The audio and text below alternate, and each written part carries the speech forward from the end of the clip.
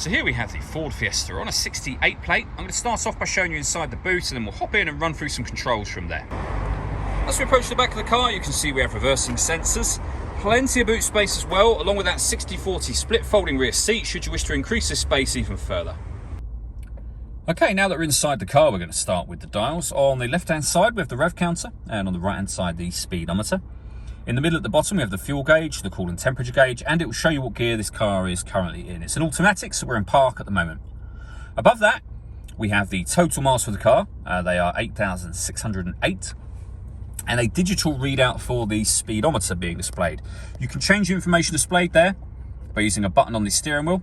So we've got, for example, navigation, your audio, phone menu, vehicle settings, trip computer, and then back around to the beginning again. If we're back out to the steering wheel, the buttons I was using to do that are just here. Beneath that, we have stereo and phone controls. Stereo controls continue on the left, along with speed limiter and cruise control. And just behind the steering wheel, we have this minus paddle and the plus paddle on the other side. That is so that you can change gear manually with this automatic gearbox. Over in the center, we then have the touch screen for the car. So first of all, you can see the audio is turned off. We can turn that on and adjust our volume from here. When it comes to listening to music in this car, we've got AM, FM and DAB radio, as well as Bluetooth audio. This car's also got two separate USB inputs. So if you plug devices into those, they'll appear up on here as further options for you. We come back out of that, back to the main menu. This is where you pair your phone. Search for your vehicle on your device and select it once it is found. And follow the instructions on screen from there. And you'll also see this car's got satellite navigation.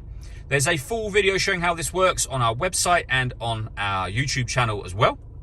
Working our way down from that, we've got the climate control for the car. So you can firstly turn on the fan speed. Secondly, you can adjust the temperature.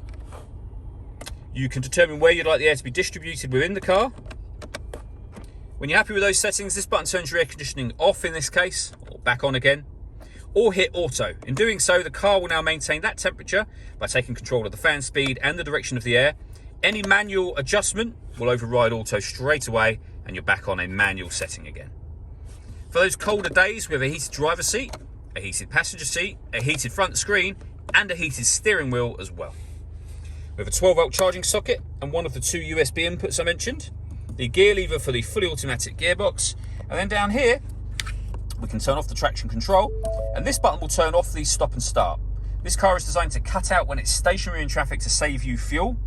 That system is now turned off.